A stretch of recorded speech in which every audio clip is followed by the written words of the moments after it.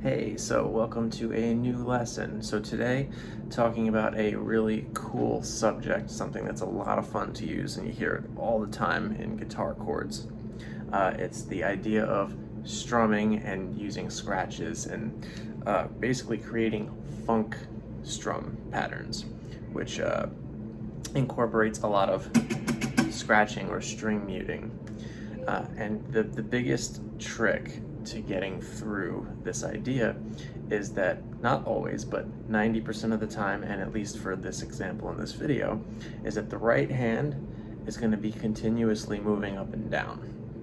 Now, that doesn't have to always be the case. It can stop at points, but for now, we're going to roll with the idea of always having this hand moving. And when it's moving, the idea with the left hand is to have a bar chord, in this case, set up and ready to go. In this case, I'm going to use an A minor bar chord as an example. Now, for anyone who's still maybe a little uncomfortable with bar chords, the A minor bar chord I'm going to use here is one option. Raising the pinky away makes it an A minor 7, which is also really cool for this. However, if these bar chords are tough, if you bar just the 4 smallest strings, the D, G, B, and E, and leave the E string and A string out, so that would be important for this if you do choose to do this. This is an A minor 7, just not with the A being in the low bass note. The A is actually all the way up here at the top, so it's technically an inverted chord. But this is an A minor 7, just smaller version, just like this bigger one was an A minor 7. So I'm gonna show you this idea. I'll use a couple of those different chords when I do it. But here's the regular A minor. And the idea here is we're gonna be doing with the right hand, right? 1 and 2 and 3 and 4 and. Now technically that could be subdivided smaller. It could be 1E and 2E and 3E and 4E and. But we're gonna roll with 1 and 2 and 3 and 4 and. And with the left hand, we have this chord set up, but the trick here is to not to fully depress the chord. It's actually to release the pressure. So maybe from this angle, you can see how this is squeezed, and this is letting the pressure off so that I'm touching all the strings, but the strings are not touching the frets. So we get dead strings, and that's what we want. We want this to be as dead as possible, and no notes should be coming through. Notes, no notes. So that's the idea, is we want to have it set up, nothing touching the frets, no strings that is. And now we have the 1 and 2 and 3 and 4 and. That's going to be our scratch pattern. So what we'll see here is that when we're doing these kind of funky patterns, all of the rhythm and chords or notes that are going to come through are all going to be coming from squeezing the left hand when we want the chord to ring out.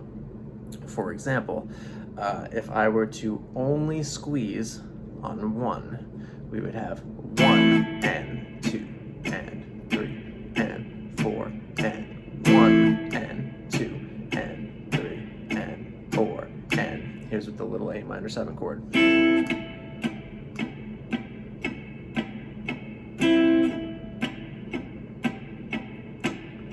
So that is the basic idea here. And of course, that could be, once it's comfortable enough, if you could speed it up, you could slow it down. 1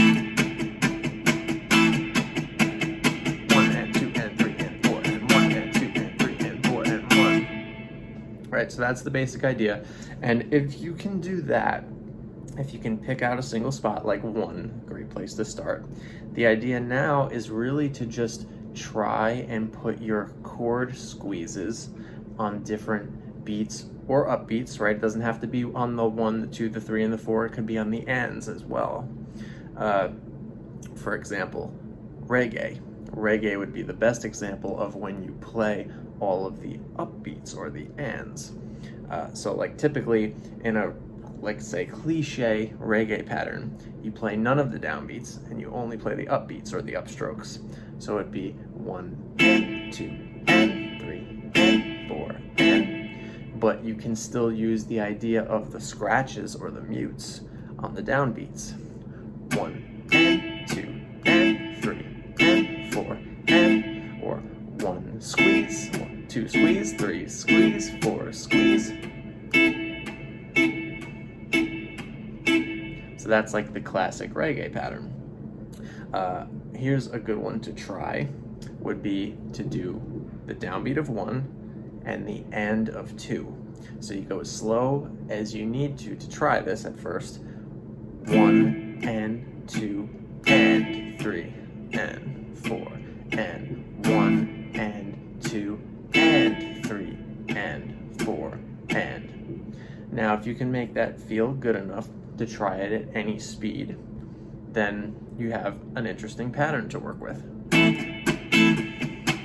and 2 and 1 and 2 and 3 and 4 and.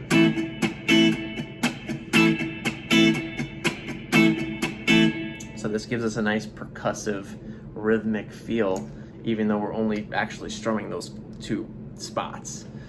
We have all those other scratches in there. It's almost like we're being the drummer at the same time is the idea.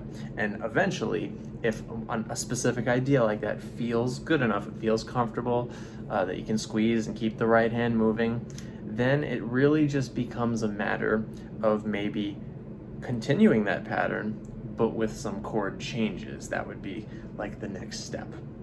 So like here's that same pattern, right? 1, or the downbeat of 1, and the up or the end of 2, right? Which was this 1 and 2 and 3 and 4 and 1 and 2 and 3 and 4 and. So now I'm going to do the same exact thing, same pattern, but just with some different chords. Just as an example, this is something you could try. I'm going to use the chords from Stand By Me by Benny King, which is going to be a 1-6-4-5 chord progression in the key of A, which is A major, F sharp minor, D, and E. So I'm going to do them all with bar chords so that we can keep the scratch. Keep that in mind if you ever try this with open chords. The open strings, like say on an open G chord, for example, all these open strings in the middle, when you lift your fingers or you pull the strings back from the frets, those open strings will not be muted. So open chords will actually be harder when doing this, but here's the idea. Stand By Me, A, F sharp minor, D, E, all with downbeats of 1 and upbeats of 2. So 1 and 2 and 3 and 4 and. Now the F sharp minor, D, E, back to A.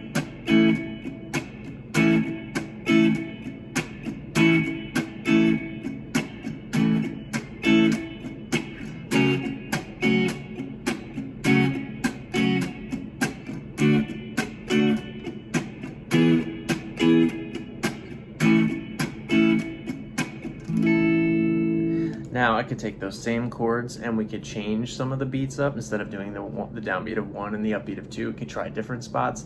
And that's the beauty of this, is that if you get the basic mechanics of how to do this, which spots you choose to squeeze your left hand and lift your left hand are totally up to you.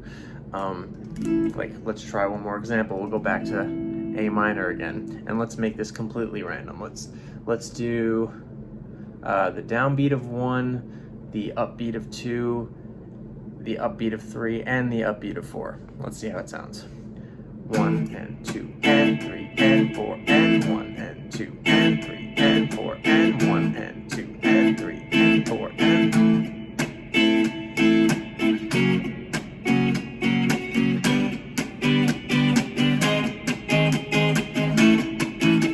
So I'm just kind of moving anywhere and goofing around a little bit there, but the idea is that you could literally have paper and pen. I recommend doing this. Write 1 and 2 and 3 and 4 and maybe a bunch of times all the way down the page, and circle anywhere from 1 to a couple of the spots on each of them, and then you try to make those spots that you circle, the downbeats or the upbeats or whatever they might be, you try to make those the spots that you squeeze, and all the other spots should not be squeezed. So that's like the basic idea of how to do all the cool, funky strumming patterns.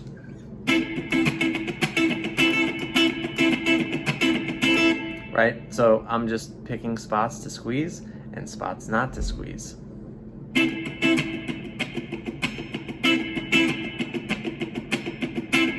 If I slow that down, right, what is that? 1 and 2 and 3 and 4 and 1 and 2 and 3 and 4 and 1 and 2 and 3 and 4.